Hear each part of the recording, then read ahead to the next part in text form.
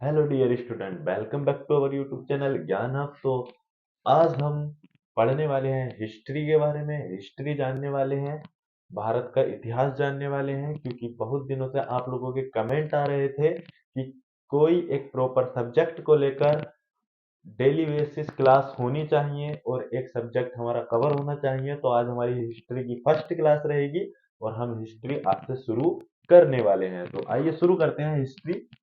देखिए, हिस्ट्री जो है इतिहास,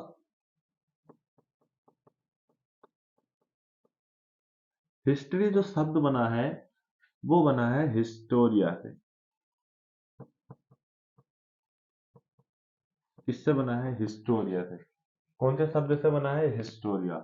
ये ग्रीक शब्द है, ग्रीक भाषा का शब्द है हिस्टोरिया। ग्रीक भाषा का शब्द हिस्टोरिया जिससे बना है क्या? हिस्ट्री। अब ये हिस्टोरिया शब्द का अर्थ जो है, मतलब मीनिंग जो है, इस हिस्टोरिया शब्द का अर्थ है अन्वेषणों से प्राप्त ज्ञान। अन्वेषणों से, अन्वेषणों से प्राप्त ज्ञान, यानी कि वह ज्ञान जो इंक्वायरी करने के बाद, ठीक है, हमें इंक्वायरी करने के बाद जो ज्ञान प्राप्त होता है वही इतिहास कहलाता है। ठीक है, यानी कि हिस्टोरिया शब्द का जो अर्थ है, हिस्टोरिया शब्द का अर्थ जो था अन्वेषणों से प्राप्त ज्ञान, ये ग्रीक भाषा का शब्द है जिससे बना है क्या? हिस्ट्री। अब ये हिस्ट्री जो है, हिस्ट्री का जो पिता कहा जाता है वो कहा जाता है हेरोडोटस को। हेरोडोटस। हिस्ट्री, हिस्ट्री का जो पिता कहा जाता है, किसको कहा जाता है? हेरोडोटस को। हेरोडोटस को हिस्ट्री का जो पिता कहा था, रोमन दार्शनिक थे एक, रोमन दार्शनिक, एक रोमन दार्शनिक थे जिनका नाम था सिसरो। एक रोमन दार्शनिक रहे हैं सिसरो, जिन्होंने हेरोडोटस को क्या कहा है? इतिहास का पिता। इन्होंने कहा था इतिहास का पिता। इतिहास का पिता, इतिहास का पिता किसको? हेरोडोटस को। ठीक है, रोमन दार्शनिक सिसरो ने इतिहास का पिता कहा था किसको? हेरोडोटस को। अब हेरोडोटस जो है, इन्होंने इतिहास नामक जो शब्द है ये इतिहास, इतिहास शब्द का, इतिहास शब्द का प्रयोग प्रथम बार इन्होंने ही किया था। ठीक है, इतिहास शब्द का प्रयोग, इतिहास शब्द का प्रयोग सर्वप्रथम, ठीक है, सर्वप्रथम, जो सर्वप्रथम किया था वो किसने किया था? हेरोडोटस ने किया था। इनकी एक पुस्तक है, हेरोडोटस की एक पुस्तक है, एक पुस्तक है जिसका नाम है हिस्टोरिका। हिस्टोरिका एक पुस्तक है इनकी, हिस्टोरिका। इन्होंने एक जो इतिहास का विषय इसमें लिखा था हिस्टोरिका में, वो था पेलो, पेलोपोस, पेलोनो, पेलोनोपेसियन, पेलोनोपोसियन का युद्ध। ठीक है, इस विषय पर इन्होंने क्या लिखा था? इतिहास लिखा था। किसमें? इनकी जो पुस्तक है हिस्टोरिका, हिस्टोरिका पुस्तक में पेलोनोपोसियन का युद्ध के बारे में इन्होंने इसका इतिहास लिखा था। इसीलिए कहा जाता है कि इतिहास शब्द का जो यूज किया था सर्वप्रथम, वो किसने किया था? हेरोडोटस ने किया था। इसी वजह से हेरोडोटस को क्या कहा जाता है? इतिहास का पिता कहा जाता है। इतिहास का पिता हेरोडोटस को किसने कहा था? एक रोमन दार्शनिक हुए जिनका नाम था सिसरो। सिसरो ने क्या कहा कि हेरोडोटस जो है इतिहास के जनक है या पिता है। अब इतिहास है क्या? ठीक है, हमें ये भी तो मालूम होना चाहिए इतिहास है क्या। इतिहास हम पढ़ रहे हैं, ये तो हमने जान लिया कि इतिहास के पिता, या इतिहास कौन से शब्द से, किस शब्द से बना है, इतिहास के पिता किसको कहा जाता है। लेकिन हमें ये भी मालूम होना चाहिए इतिहास होता क्या है ना? तो इतिहास क्या होता है? जैसे कि आज ये जो हमारा प्रेजेंट है और जो बीता हुआ कल है, अतीत। ठीक है, प्रेजेंट, वर्तमान और बीता हुआ जो कल अतीत है, उसके मध्य में जो समय अवधि होती है, वही क्या होता है? इतिहास होता है। यानी प्रेजेंट, वर्तमान और अतीत के मध्य का समय ही क्या कहलाता है? इतिहास कहलाता है। एक इतिहासकार रहे हैं, इतिहासकार भूगोलवेत्ता, वो जिनका नाम है E H car. E H car, इन्होंने ये परिभाषा दी थी कि वर्तमान और अतीत के मध्य के समय काल को ही क्या कहते हैं, इतिहास कहते हैं। ठीक है, ई एच कार, इन्होंने ये परिभाषा दी थी कि इतिहास जो होता है वो वर्तमान और अतीत के मध्य के समय काल को ही क्या कहा जाता है, इतिहास कहा जाता है। अब आप सोचोगे कि कुछ बातें ऐसी होती हैं जो इतिहास में हुई तो हैं, लेकिन उनका कोई भी हमारे पास साक्ष्य नहीं है, ना ही लिपि है कोई, ना ही उसको पढ़ा जा सका है। ठीक है, तो वो केवल इतिहास ही नहीं है, वो केवल अतीत है। ठीक है, जिसका हमारे पास साक्ष्य नहीं है वो केवल अतीत है। और ऐसा समय जो पीछे बीत चुका है, यानी अतीत तो है लेकिन उसका हमारे पास साक्ष्य है, तो वो इतिहास है। आई होप आप समझ रहे होगे। जिसका हमारे पास साक्ष्य नहीं है, हम जानते हैं लेकिन हमारे पास उसका कोई साक्ष्य नहीं है, कोई लिपि लिखा हुआ नहीं है, कोई भी अवशेष नहीं है उस बात का, तो वो केवल अतीत है, बीता हुआ। लेकिन वह अतीत जिसका हमारे पास साक्ष्य है, वही इतिहास है। आई होप आप इतिहास समझ गए होंगे कि इतिहास है क्या। बढ़ते हैं आगे। हमारे जो सिलेबस में है, हमें अपने सिलेबस में भारत का इतिहास पढ़ना है। ठीक है, क्या पढ़ना है, क्योंकि भारत का इतिहास ही बहुत ही विस्तृत है, बहुत ही लंबा रहा है, तो हमें केवल भारत का इतिहास पढ़ना है। पढ़ते हैं, देखिए भारत के इतिहास में कि हमको पढ़ना क्या क्या है। आज ये फर्स्ट क्लास है, हम जान लेते हैं कि हमें आगे पढ़ना क्या क्या है। देखिए, भारत के इतिहास को तीन भागों में बांटा गया है। ठीक है, क्योंकि भारत का इतिहास बहुत ही विस्तृत रहा है, इस वजह से भारत के इतिहास को तीन भागों में बांटा गया है। एक तो पहला प्राचीन भारत,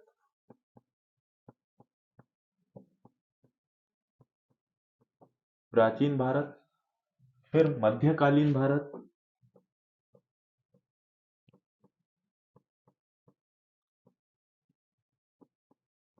प्राचीन भारत, मध्यकालीन भारत और आधुनिक भारत।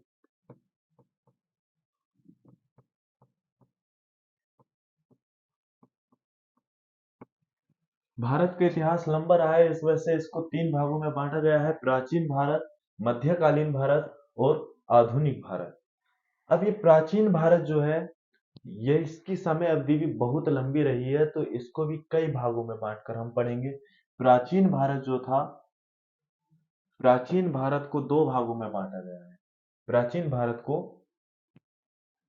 सॉरी, प्राचीन भारत को भी तीन भागों में बांटा गया है। प्रागैतिहासिक काल, प्रागैतिहासिक काल, प्रागैतिहासिक काल, आधैतिहासिक काल,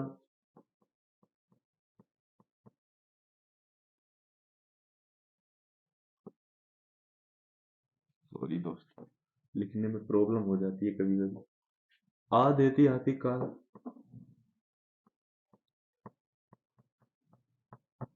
आधैतिहासिक काल और ऐतिहासिक काल।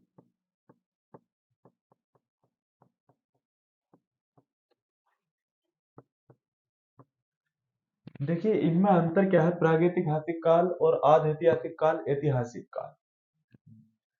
मैंने अभी आपको बताया कि जब वह इतिहास जिसका हमारे पास कोई साक्ष्य नहीं है, हम जानते हैं वह इतिहास तो है लेकिन हमारे पास कोई साक्ष्य नहीं है, तो वो इतिहास नहीं, केवल क्या है, अतीत है।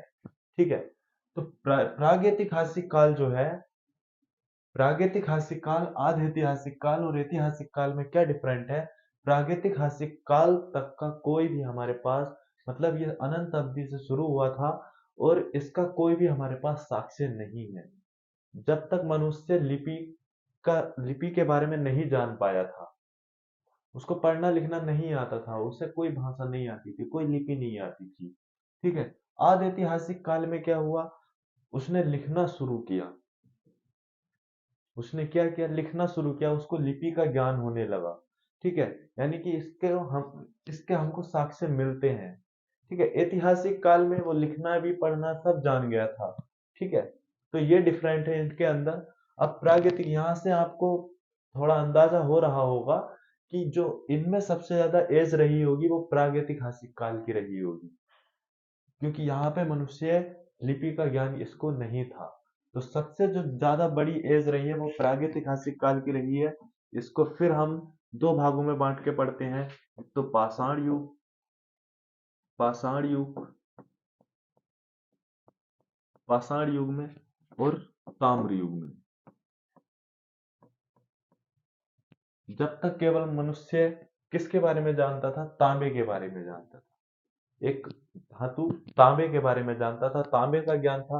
अब पाषाण युग, यहाँ पे आपको पाषाण युग जो है मतलब पत्थर, पत्थरों से मतलब, यहाँ पे पत्थरों से मतलब है, केवल पत्थरों से अपना काम चलाता था, आग जलाने का जैसे कि, और औजार बनाता था, पत्थरों के औजार बनाता था। तो यहाँ पे जो एज ज्यादा रही होगी वो पाषाण युग की रही होगी। किसकी? पाषाण युग की। तो पाषाण युग को भी हम तीन भागों में बांटकर पढ़ते हैं। पाषाण युग को हम कितने भागों में बांटकर पढ़ेंगे? एक तो पूरा पाषाण काल, पूरा पाषाण, पूरा पाषाण काल,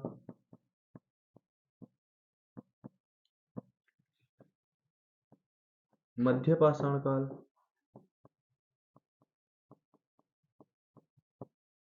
पूरा पाषाण काल और मध्य पाषाण काल, फिर नव पाषाण काल, नव पाषाण काल।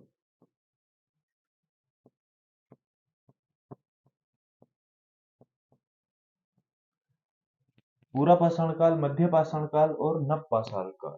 अब हमने यहाँ पे हम पढ़ तो रहे हैं इसको, ये पूरा पाषाण काल क्या है, मतलब कि पूरा पाषाण काल, मध्य पाषाण काल, नव पाषाण काल। पूरा पाषाण काल में मनुष्य को केवल पत्थरों का ज्ञान था, ठीक है। उसने मध्य पाषाण काल में आग जलाना सीखा, उन पत्थरों की सहायता से आग जलाना सीखा। नव पाषाण काल तक आते आते मनुष्य ने पहिए का आविष्कार कर लिया, औजार बना लिए, ठीक है। पत्थरों पत्थर के ही पहिए बनाए, बैलगाड़ी का यूज करने लग गया इंसान, ठीक है। तो ये पाषाण युग जो है, पूरा पाषाण काल, मध्य पाषाण काल और नव पाषाण काल में हम पढ़ेंगे। अब यहाँ पे देखिए, जो आद ऐतिहासिक काल है, आद ऐतिहासिक काल में दो बहुत महत्वपूर्ण सभ्यताएं जन्मी, क्योंकि यहां तक पूरा पाषाण काल में पत्थरों का ज्ञान था केवल मनुष्य को, मध्य पाषाण काल में वो आग जलाना सीख गया था। फिर जब आग जलाना सीख गया तो वह भोजन को कैसे ग्रहण ग्रहण करने लग गया? पकाकर, मतलब पकाकर खाने लगा। जब पकाकर खाने लगा तो फिर उसने खेती करना शुरू किया नव पाषाण काल में। कौन से पाषाण काल में? नव पाषाण काल में, क्योंकि पहिए वगैरह का आविष्कार, हल वगैरह का आविष्कार उसने कौन से काल में किया? नव पाषाण काल में। यानी कि मनुष्य धीरे धीरे विकसित होने लगा। जब विकसित होने लगा फिर वह आया किसमें? आद ऐतिहासिक काल में। मैंने अभी आपको बताया था कि ऐसा काल, ये ऐसा काल, इसके हमको साक्ष्य मिलते हैं, यहाँ पे मनुष्य लिपि लिखना सीख गया था। अब ये आद ऐतिहासिक काल में हमको दो बहुत महत्वपूर्ण सभ्यताएं पढ़नी है। पहला, सिंधु घाटी की सभ्यता, सिंधु घाटी की सभ्यता,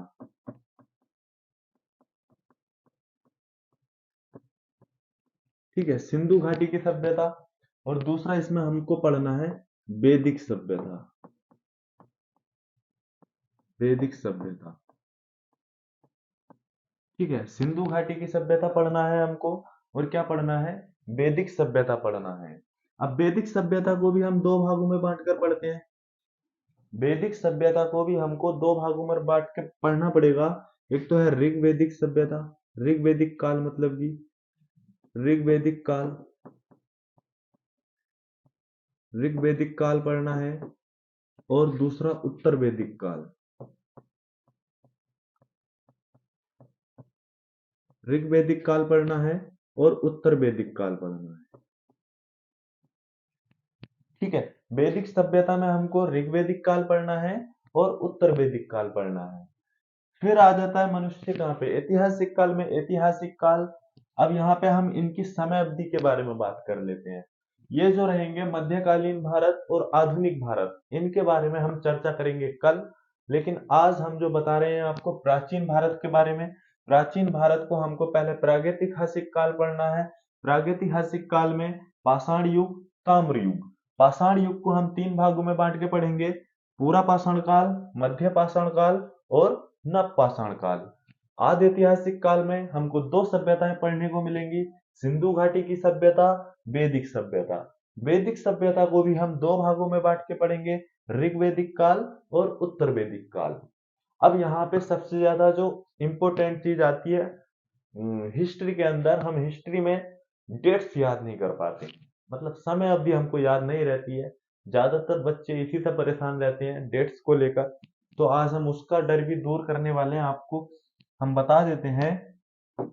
देखिए, जैसे कि अभी कितना चल रहा है, जैसे 2023 चल रहा है, ठीक है, 2023 चल रहा है। कभी ये 500 भी होगा, कभी ये 100 भी होगा और कभी ये 0 भी रहा होगा। और ये इधर इधर 100, मतलब कि इधर पीछे 0 से पीछे माइनस में, मतलब कि ठीक है, इधर 200, 300। इस 0 को ही यहीं पे यहीं पे जन्म हुआ था किसका? ईसा मसीह का।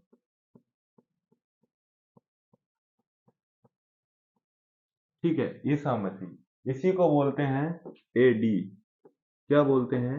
एडी, एनो डोमिनी। क्या बोलते हैं इसको? एनो डोमिनी।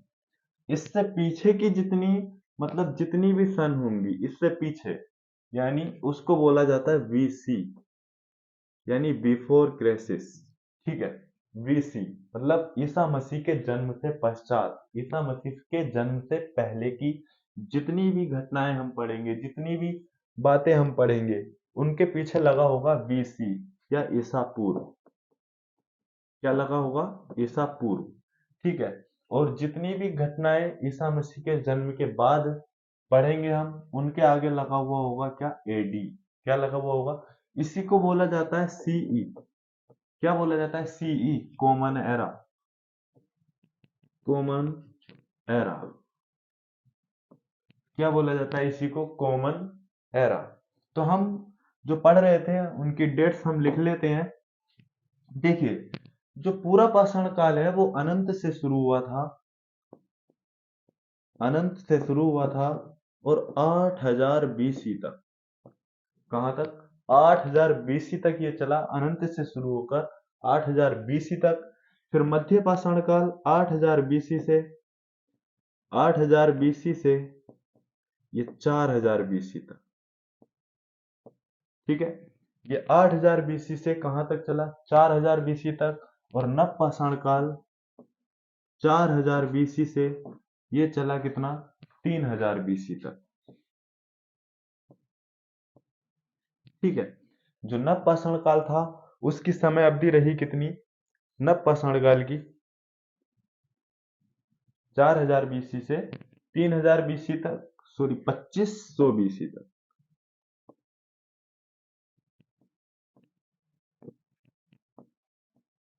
2500 बीसी तक कितना रही? 4000 बीसी से 2500 बीसी तक। ठीक है, अब देखिए यहां पे, ये हुई किसकी बात? ये बात हुई पूरा पाषाण काल अनंत से 8000 बीसी तक, और मध्य पाषाण काल 8000 बीसी से 4000 बीसी तक, और नव पाषाण काल चला कितना? 4000 बीसी से 2500 बीसी तक। ये ताम्र युग जो है, ताम्र युग इसी में माना जाता है कि ये कितना चला था? ये चला था ताम्र युग,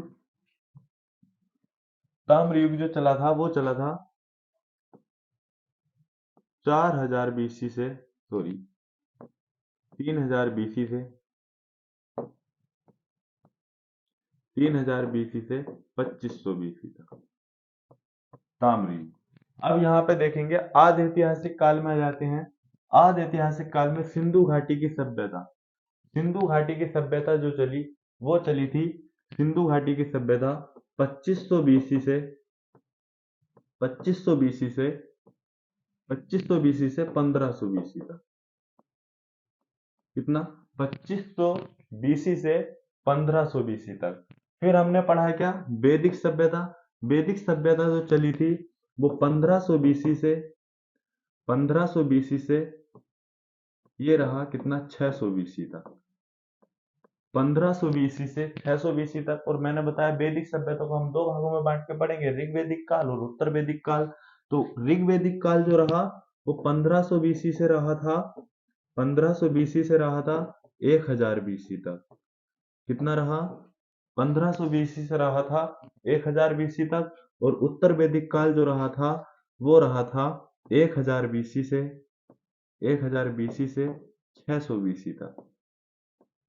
ठीक है, उत्तर वैदिक काल जो रहा वो 1000 बीसी से 600 बीसी तक। अब यहाँ पे देखिए ऐतिहासिक काल में क्या आ जाता है। ऐतिहासिक काल में हम इसको पढ़ेंगे फिर 600 बीसी से 712 एडी तक। अभी मैंने आपको बताया एडी कब आएगा, ये तो बिफोर क्राइस्ट था, मतलब ईसा मसीह के जन्म से पहले की बात। फिर ये 712 के बाद 712 एडी मतलब कि ईसा मसीह के जन्म के बाद। ये तो पहले था, ये जन्म के बाद। जब 712 में कौन आ जाएगा भारत में? कौन, किसने आक्रमण किया था 712 में? मोहम्मद बिन कासिम। मोहम्मद बिन कासिम, ठीक है। तो यहां तक तो हम ऐतिहासिक काल तक हैं, क्योंकि जब मोहम्मद बिन कासिम आक्रमण करेगा, यहां तक हम पढ़ने वाले हैं। यहां तक हम पढ़ेंगे हिंदू राज। क्या पढ़ेंगे? हिंदू राज। फिर मोहम्मद बिन कासिम यहाँ पर आक्रमण करेगा, फिर यहाँ पे शुरू होगी मुस्लिम डायनेस्टी। ठीक है, अब यहाँ पर इसका स्क्रीनशॉट लीजिए जरा, पहले इसका स्क्रीनशॉट लीजिए। तो अब हम एक बात यहाँ पे आपको बताना भूल गए कि इतिहास के साक्ष्य, अब ये इतिहास के साक्ष्य हमको किस टाइप से मिल सकते हैं। ठीक है, इतिहास के साक्ष्य,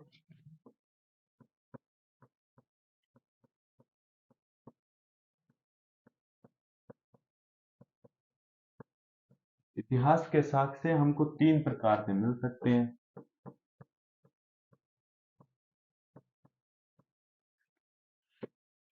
इतिहास के साक्ष्य जो है, एक तो है पुरातात्विक साक्ष्य। पुरातात्विक पुरातात्विक साक्ष्य हो सकते हैं। पुरातात्विक साक्ष्य में जैसे कि अवशेष, अवशेष, अभिलेख, अवशेष, अभिलेख, मूर्तियां, मूर्तियां, सिक्के यानी कोइंस। ठीक है, अवशेष, अभिलेख, मूर्तियां, सिक्के आदि, ये सब क्या हो सकते हैं? पुरातात्विक साक्ष्य। जैसे कि अभिलेख, किसके अभिलेख ज्यादा फेमस है? अशोक, अशोक के अभिलेख। अशोक के अभिलेख को किसने पढ़ा था? जेम्स प्रिंसेप ने पढ़ा था ना अशोक के अभिलेख को। ठीक है, तो अशोक के अभिलेख, जैसे सिक्के, सिक्के समुद्रगुप्त, समुद्रगुप्त ने सिक्के चलाए थे, जिसमें आगे तो लक्ष्मी जी की मूर्ति थी और पीछे उसने खुद को दर्शाया था वीणा वादन करते हुए। ठीक है, तो सिक्कों से मतलब हमें यहाँ से ये पता चलता है कि जो वो था समुद्रगुप्त, वो वीणा वादक था, मतलब कि वीणा बजाता था।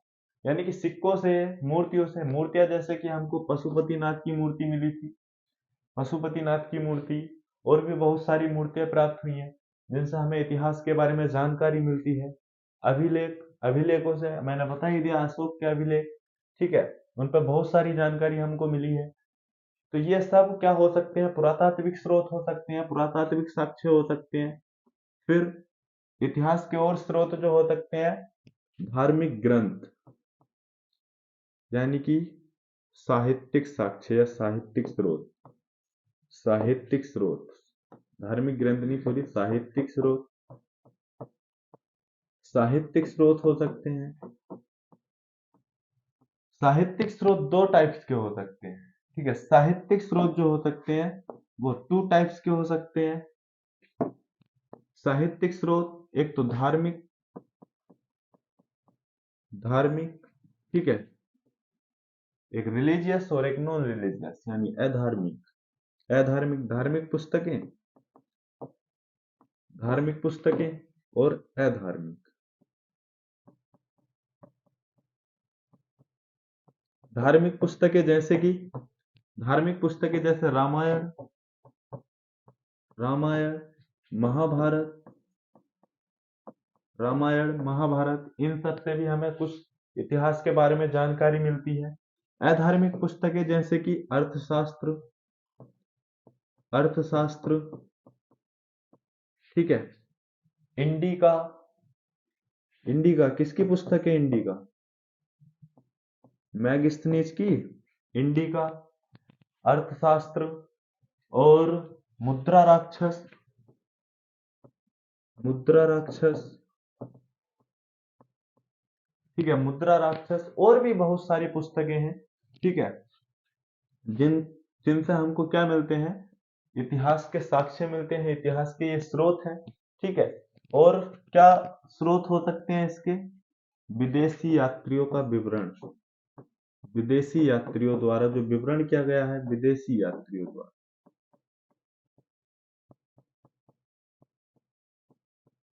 ठीक है, विदेशी यात्रियों का विवरण। जैसे कि विदेशी यात्री, जैसे कि फायान आया था चंद्रगुप्त मौर्य के काल में, फायान,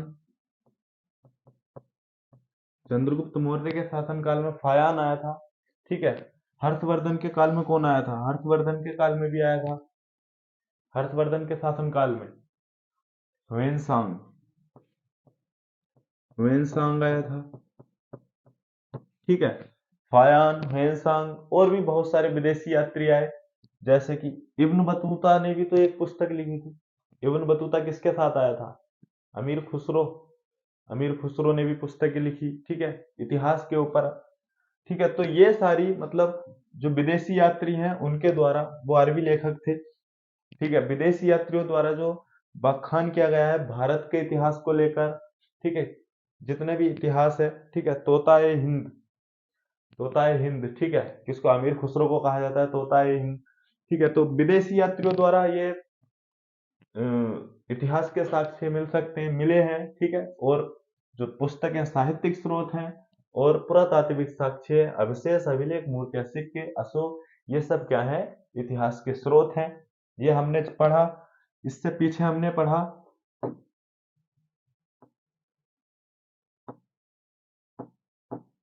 देखिए, पहले हमने जाना हिस्ट्री क्या है। हिस्ट्री हिस्टोरिया से बना है, जो ग्रीक शब्द है, इसका मतलब है अन्वेषणों से प्राप्त ज्ञान, अन्वेषणों से प्राप्त ज्ञान। अब हेरोडोटस जो है वो इतिहास के पिता कहा जाता है, हेरोडोटस को, हेरोडोटस को इतिहास का पिता कहा जाता है। इनकी पुस्तक का नाम है हिस्टोरिका। पुस्तक का नाम क्या है? पुस्तक का नाम है हिस्टोरिका। अब देखिए, रोमन दार्शनिक रहे हैं सिसरो। कौन रोमन दार्शनिक है? सिसरो। सिसरो ने कहा था इतिहास का पिता किसको? हेरोडोटस को। इतिहास शब्द का प्रयोग सर्वप्रथम करने वाले व्यक्ति भी कौन थे? हेरोडोटस ही थे। इन्होंने अपनी पुस्तक हिस्टोरिका में इतिहास शब्द जो विषय लिखा था, मतलब कि इतिहास का पिता कहा क्यों गया? क्योंकि इन्होंने जो एक युद्ध था उसका विवरण किया था अपनी पुस्तक में, जो किस युद्ध का? पेलोनोपेसियन का युद्ध था, उसका विवरण इन्होंने अपनी पुस्तक में किया था, इसलिए इनको क्या कहा जाता है? इतिहास का पिता कहा जाता है। ई एच कार एक मतलब कि ई एच कार एक इतिहासकार रहे हैं। उन्होंने इतिहास के बारे में एक परिभाषा दी थी। मैंने आपको बताया कि इतिहास क्या है। इतिहास की परिभाषा दी थी क्या? कि जो प्रेजेंट है, वर्तमान है, और वर्तमान और अतीत, अतीत मैंने बता दिया आपको जिसका कोई साक्ष्य नहीं होता, जो बीत चुका होता है। अतीत और वर्तमान के मध्य के समय अवधि को ही हम क्या कहते हैं? इतिहास कहते हैं। इतिहास वह है जिसके हमारे पास साक्ष्य होते हैं, उस जिसके हमारे पास साक्ष्य नहीं होते वो केवल अतीत होता है, ठीक है। ये हमने पढ़ा। इसके बाद में हमने जाना था कि भारत का जो इतिहास रहा है उसको हमने 3 भागों में बांट के पढ़ा: प्राचीन भारत, मध्यकालीन भारत, आधुनिक भारत। आज हमने केवल प्राचीन भारत को जाना कि हमें इसके अंदर पढ़ना क्या क्या है, क्योंकि ये फर्स्ट क्लास है, सभी हम एक क्लास में नहीं पढ़ा सकते हैं। इस वजह से हमने केवल आपको बताया है आज कि हमें प्राचीन भारत के अंदर ये सब पढ़ना है। कल हम बताएंगे कि मध्यकालीन भारत में और आधुनिक भारत में हमको क्या पढ़ना है। क्योंकि अगर हम हमारे सामने, आपके सामने विषय रहेगा, एक टारगेट रहेगा कि मुझको ये पढ़ना है, और सीक्वेंस से अगर हम पढ़ेंगे तो आसानी से समय अवधि भी, टाइम का भी पता नहीं चलेगा, इतिहास में समय भी समझ जाओगे, टाइम पीरियड भी आपको याद हो जाएंगे सभी के, और ये सारी बातें सीक्वेंस से याद होती चली जाएंगी। लेकिन बशर्ते हमारी क्लास में डेली लगना पड़ेगा आपको भी। तो प्राचीन भारत में हमें प्रागैतिहासिक काल, आधैतिहासिक काल और ऐतिहासिक काल, सबसे ज्यादा जो एज रही होगी इसमें मैंने आपको डिफरेंट बताया कि प्रागैतिहासिक काल में कोई लिपि नहीं थी, यहाँ पे मनुष्य को लिपि का ज्ञान ही नहीं था। इस वजह से सबसे ज्यादा एज जो रही वो प्रागैतिहासिक काल की रही। उसके बाद मनुष्य थोड़ा लिपि लिखना सीख गया, ये आद ऐतिहासिक काल में प्रवेश कर गया। फिर ऐतिहासिक काल में उसने लिपि का भी ज्ञान हो गया, उसको सारी चीजों का ज्ञान हो गया। ठीक है। उसके बाद ऐतिहासिक काल के बाद यहाँ पे देखिए आधे ऐतिहासिक काल में, क्योंकि मैंने बताया लिपि का ज्ञान हो गया था, तो यहाँ पे सभ्यताएं पैदा हो गई। ठीक है, दो सभ्यताएं। अब ज्यादा एज रही थी प्रागैतिहासिक काल में, इस वजह से इसको दो भागों में बांटा, पाषाण युग में और ताम्र युग में। पाषाण युग का मतलब कि जब मनुष्य को केवल पत्थरों का ज्ञान था और कोई ज्ञान नहीं था। अब यहाँ पे आधे ऐतिहासिक काल में देखो, यहाँ पे मैंने लिखा ताम्र युग, यहां तक आते आते उसने किसका, तांबे में क्या मिला दिया, तांबे में क्या मिला दिया, यहां तक आधे ऐतिहासिक काल में, यहां तक तो ताम्र युग था। उसके बाद यहाँ पे तो ये हुआ लोह युग। ठीक है, कहाँ पे लोहे का यूज कहाँ पे किया था मनुष्य ने, ताम्र युग के बाद यहाँ पे कांसा, कांसा बना दिया भाई, क्या बना दिया, कांसा, तांबे को ही तो कहते हैं शायद, कांसा तांबे को ही बोलते हैं। यहाँ पे ज्ञान हो गया कांसा, सॉरी, सही है ना, कांसा। ठीक है, तो यहाँ पे फिर लोहा युग शुरू हो गया, मतलब लोहे का। अब यहाँ पे देखिए ऐतिहासिक काल को हम पढ़ेंगे 600 बीसी से 712 एडी तक। तो ये आपको समझ में आ चुका होगा कि हमको पढ़ना क्या क्या है। अगर आप ये वीडियो में आप थोड़ा सा भी ये जान पाए हैं कि हमको आगे क्या पढ़ना है इतिहास में, तो शेयर कर दीजिए, फिर कर दो फिर। तो मिलते हैं अगली वीडियो में। जय हिंद।